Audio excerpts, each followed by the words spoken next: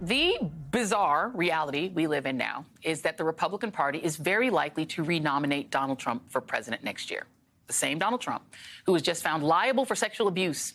He is the frontrunner, despite facing felony charges of falsifying business records in New York, being under criminal investigation for taking classified documents home and refusing to give them back, and under federal and state criminal investigation for trying to overthrow the 2020 election, which culminated in summoning a mob to Washington to lay siege to the U.S. Capitol and doing nothing but watch TV for 3 hours while they hunted his vice president and attacked police officers. Scenes that are indelible and should be disqualifying in any normal political party.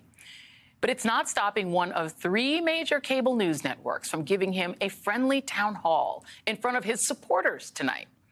In a Rolling Stone op-ed, a contributor to that network, former Metropolitan Police officer Michael Fanone, torched the replatforming of a guy who tried to get him killed, writing, putting him on stage, having him answer questions like a normal candidate who didn't get people killed in the process of trying to end the democracy he's attempting to once again run, normalizes what Trump did. It sends a message that attempting a coup is just part of the process, that accepting election results is a choice, and that there are no consequences in the media or in politics or anywhere else for rejecting them. Joining me now is Congressman Eric Swalwell of California, a member of the Judiciary and Homeland Security Committees. Sandra Garza, longtime partner of Capitol Police Officer Brian Sicknick, who died in the aftermath of the January 6th violence. Olivia Troy, former advisor to Vice President Mike Pence and Chief Operating Officer of Mission Democracy. And Adam Serwer, staff writer for The Atlantic. Thank you all for being here. I want to read just a little bit more of Michael Fanone's excellent op-ed, which everyone should read in Rolling Stone. And he talks about getting the call from his mom saying that this town hall was going to happen and just being horrified. And then, you know, taking in the arguments that why shouldn't he get a platform? He's the front runner. And he said, I'll tell you why this is different. Those lies that Donald Trump keeps telling about the election convinced thousands of his supporters to storm the U.S. Capitol on January 6, 2021, violently attacking uniformed police officers and terrorizing members of Congress and their staff. I witnessed this assault firsthand as an officer with the Metropolitan Police Department, who, like hundreds of MPD officers, responded to the U.S. Capitol Police Department's call for assistance after their officers were overrun by Trump's mob. As a result of my efforts that day, I was severely beaten, struck numerous times with a taser, and suffered a heart attack, as well as a traumatic brain injury. One police officer died, and several others took their own lives in the wake of that barbaric day. It's not just that Trump's lies and political rhetoric sparked an uprising at our nation's capital. Trump, as then president of the U.S., lied in an effort to defraud the American people and overturn a free and fair election in an attempt to remain in power. See the January 6th Select Committee's report.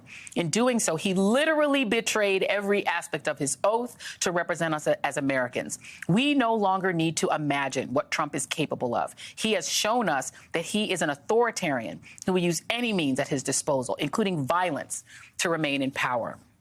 Sandra, as the partner of the person he's talking about, the officer who died and who's lay in state at our Capitol, this man, Michael Fanone, he ain't getting a town hall at that other network. Right. Trump is. Your thoughts? Right. Well, I think Officer Fanone's words are palpable. You can definitely hear the anger that he has about why Trump is doing this, why he's allowed to do this. You know, I kind of have mixed feelings about it. I think in one way there might be some benefit to Trump being on that network, because I'm hoping and praying that they're going to pound him with very hard questions.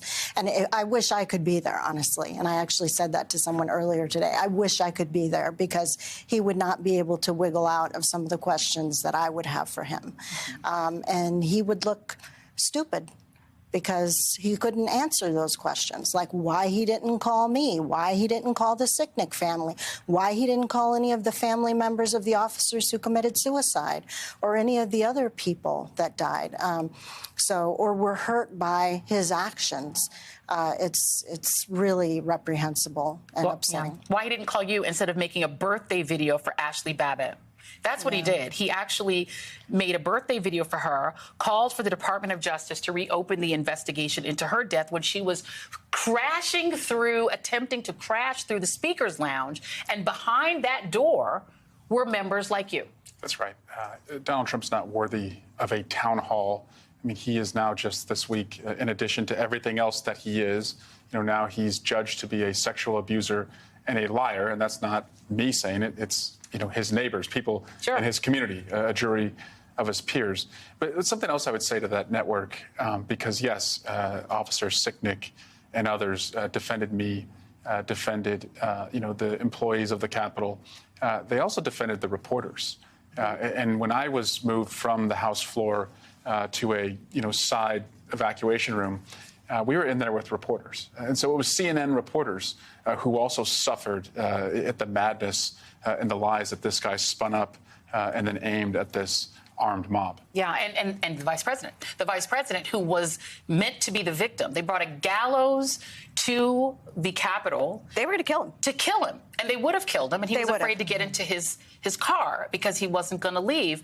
Your thoughts, having worked for him, on the idea that this guy is being treated like he is just a regular politician. And it does feel like there's an attempt to kind of sideline this, not minor fact in his history that he's an insurrection leader. Yeah, there certainly is. And look, he is the most dangerous person to have held office, in my opinion. I mean, I worked in the Trump White House. There are many of us who have very strong opinions about what he was doing and how dangerous he was. And our biggest fear, and I talked to former Trump officials who will have these conversations, is that he's on his comeback tour and he's on his way back. And as someone who, obviously, I've been on CNN, I actually did one of my very first interviews with them, which was very hard for me to come forward because I knew that they were going to do everything in their power to try to destroy me. It is hard. I can't even imagine what Sandra must feel like, when Mike Fanone, what Sergeant Gonell, Harry Dunn, all of these guys must be sitting there thinking when they see this happening. And, and the reason that it is happening is because he is the front runner for the GOP.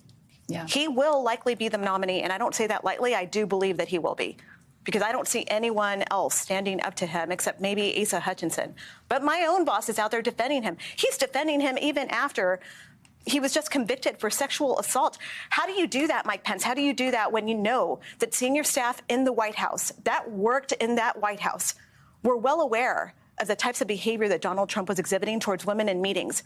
How do you say that with a straight face and go out there and defend him? Yeah. And Adam, I wish you were here with us. You're at a disadvantage, so I apologize. But I want to bring you in because the reality is, I will never forget that day watching Officer Eugene Goodman be backed up those stairs by insurrectionists who God knows what they would have done to him, and then him turning them one way because the other way was the gallery, that he saved so many lives. I'll never forget seeing Mitt Romney running for his life, people who are defending and putting their fist up to the insurrectionists running for their lives. It does feel like there is an attempt to normalize this guy who's fomented incredible racism, misogyny, rape culture. You name it, he's made it mainstream, and now he's being made mainstream. Your thoughts? Yeah, I mean, unfortunately, one of Donald Trump's insights is that the only rules that count are the ones that the system has the political will to enforce. And in January, in 2020, there was enough political will to, in 2021, there was enough political will to ensure that he did not succeed in his attempt to violently overthrow the 2020 election. But as long as he has as much support as he has, and currently it's about half of the electorate, which has more influence than its numbers because of the nature of the Electoral College, as long as he has that support, he can ignore a lot of rules. And unfortunately, that is his insight. It's a weakness in the democratic system, and it's one that he's taken advantage of. Let me ask you this, as a journalist. I mean, there is a way, and, Sandra makes a good point, that you could get something out of having him do a town hall if you're going to give him tough questions. But this audience is going to be his supporters, Trump supporters, Republican base voters, and Republican-leaning independents. It doesn't seem likely that the questions that come from that audience are going to be very tough. Is there a way to have journalists deal with him? We cover him on the show. We have to cover him. He's running. But to do that in a forum that he actually can be asked tough questions, because it doesn't seem that that would be naturally what would happen tonight. I mean, I don't want to prejudge before actually seeing what happens. I think I think there is a way to hold him accountable and ask him questions. I think the issue really comes down to the fact that, he is a candidate. He has a large enough base of support to win the Republican primary. And that means, in a news market, especially with a network that is trying to show that it is objective, that it is fair to all sides, they're going to try and cover him, in a way that they see as fair. And the asymmetry of that is that this is someone who does not respect the democratic system. And so, it's a tension because the press has to try and be fair to all sides. But at the other time, on the other hand, this person holds a view that is authoritarian and extreme. And it's very difficult to uphold your commitment to democracy as a news organization while still covering an individual who fundamentally does not believe in a democratic system.